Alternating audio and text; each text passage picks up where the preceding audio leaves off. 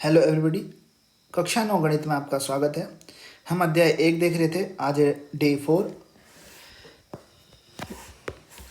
और आज हम प्रश्नावली 1.2 को देखेंगे। पिछली वीडियो में मैंने आपको अपरिमेय संख्याओं के बारे में बताया था। अपरिमेय संख्या क्या होती है। एक प्रश्न भी छोड़ा था मैंने दशमलव प्रसार वाला, कि उस दशमलव प्रसार को अपरिमेय संख्या क्यों कहते हैं, यह मैं आपको आगे बताऊंगा। मैंने आपको रूट की संख्या को या रूट वर्गमूल वाली कोई भी संख्या को संख्या रेखा पर निरूपित करना बताया था। ठीक है, आज हम क्या देखते हैं, प्रश्नावली 1.2। तो सबसे पहला प्रश्न है आपका, नीचे दिए गए कथन सत्य है या असत्य, अपने कारण के साथ उत्तर दीजिए। तो सबसे पहला है आपका, प्रत्येक अपरिमेय संख्या एक वास्तविक संख्या होती है। तो ये सत्य है। सत्य क्यों है? क्योंकि आपको बताया वास्तविक संख्या तो कलेक्शन हुआ ना एक आपका। वास्तविक संख्या में क्या क्या आता है आपका, परिमेय प्लस अपरिमेय। ठीक है, तो जो आपकी प्रत्येक अपरिमेय संख्या होगी वो वास्तविक संख्या तो होगी ही, कॉमन सेंस। ठीक है, यह आपका वास्तविक संख्या हो गई। अब ये कह रहा है कि संख्या रेखा पर प्रत्येक बिंदु वर्गमूल m के रूप का होता है, जहाँ पर m एक प्राकृत संख्या है। तो यह आपका असत्य है। असत्य क्यों है? अभी कह रहा है कि आपका जो संख्या रेखा है ना, वहाँ पर आपका प्रत्येक बिंदु, जैसे संख्या रेखा यहाँ पर आपका ये बिंदु आपका वर्गमूल m के रूप में होगा, यह आपका वर्गमूल m के रूप में होगा, जहाँ का m आपका प्राकृत संख्या है। उदाहरण के तौर पर ले तो प्राकृत संख्या में क्या होता है आपका, ये 1 और ये 2 3 इसके रूप में होगा, ऐसे करके होगा आपका प्रत्येक बिंदु। तो ये बात गलत है। गलत क्यों है? क्योंकि ये जो दो आपकी अपरिमेय संख्या है ना, इनके बीच ही आपको अनंत वास्तविक संख्या मिल जाएगी। कैसी? अनंत वास्तविक संख्या, अपरिमित रूप से अनेक वास्तविक संख्या मिल जाएगी।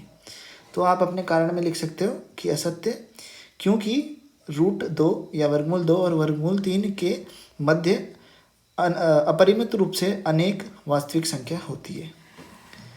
अब हम तीसरा देखते हैं। तीसरा है, क्या प्रत्येक वास्तविक संख्या एक अपरिमेय संख्या होती है? तो ये गलत होगा, क्योंकि वास्तविक संख्या में परिमेय संख्या भी आती है और परिमेय संख्या और अपरिमेय संख्या आपस में दुश्मन है, दोनों विपरीत होते हैं ना क्योंकि।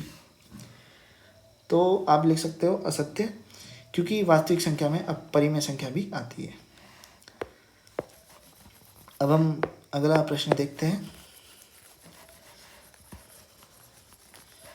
प्रश्न नंबर 2 है आपका,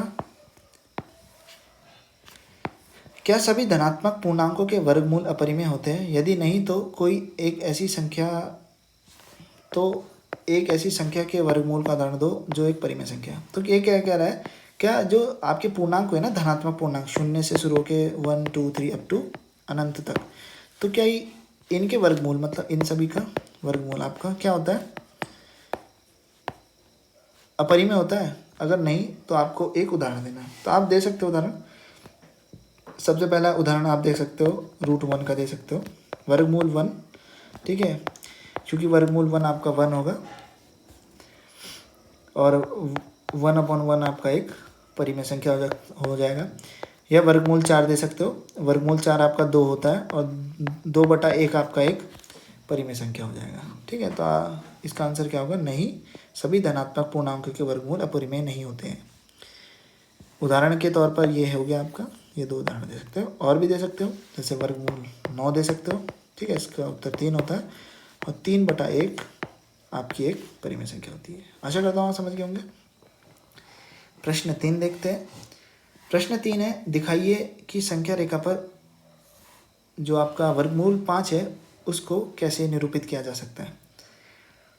तो मैंने आपको बताया हुआ है स्क्वायर रूट वाले नंबर कैसे निरूपित करते हैं। मैंने आपको क्या बोला था कि मान लो कोई आपका n है, उसे निरूपित करना है आपको, तो पहले इसे निरूपित कर दो।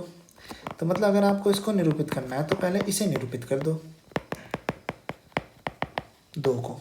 तो कैसे करोगे, संख्या रेखा बनाई।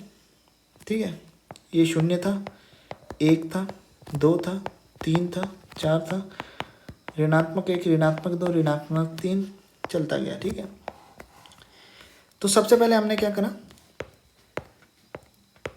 हमने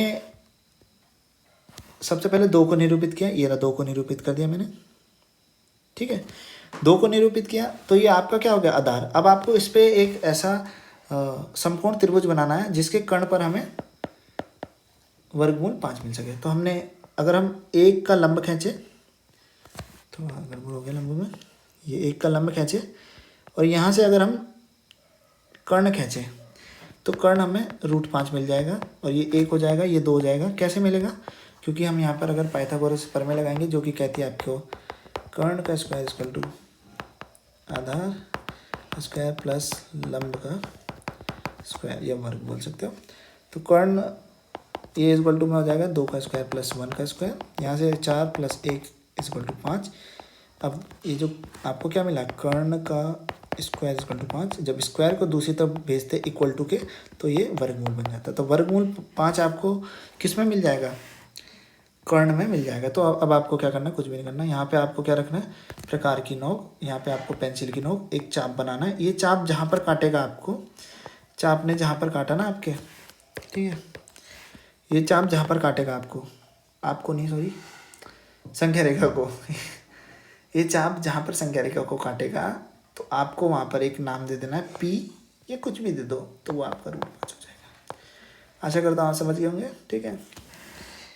फटाफट बोलने में कभी कभी गड़बड़ भी हो जाती है, ठीक है। तो ये था आपको संख्या √5 को कैसे संख्या रेखा पर निरूपित करें। आपको समझना है, आप कर खुद लोगे, कोई दिक्कत की बात नहीं है, इतना हार्ड सब्जेक्ट नहीं है ये, आप कर खुद लोगे, आपको बस समझना होता है। मेन समझाने के लिए मैं बैठा हूँ, ठीक है। अभी कह रहा है कक्षा के लिए क्रियाकलाप, तो कक्षा नहीं है कोई, ठीक है, तो कक्षा में करिएगा, ठीक है, ऐसे नहीं करते हम। तो आज के लिए इतना ही। आज हमने प्रश्नावली 1.2 देखा। अब हम आने वाले वीडियो में क्या देखेंगे? वास्तविक संख्याएं और उनके दशमलव प्रसार। आशा करता हूँ आपको एक्सरसाइज प्रश्नावली 1.2 अच्छी तरह समझ आई हो। वीडियो देखने के लिए धन्यवाद। अगर कोई आपको सुझाव देना है तो सुझाव आप टेलीग्राम चैनल पे दीजिएगा। टेलीग्राम चैट बॉक्स एक ग्रुप है, उसमें आप सुझाव डाल दीजिएगा, मैं पढ़ लूँगा। आपकी अति कृपा होगी सुझाव के लिए, ठीक है। तो वीडियो देखने का धन्यवाद, मिलते हैं अगली वीडियो में।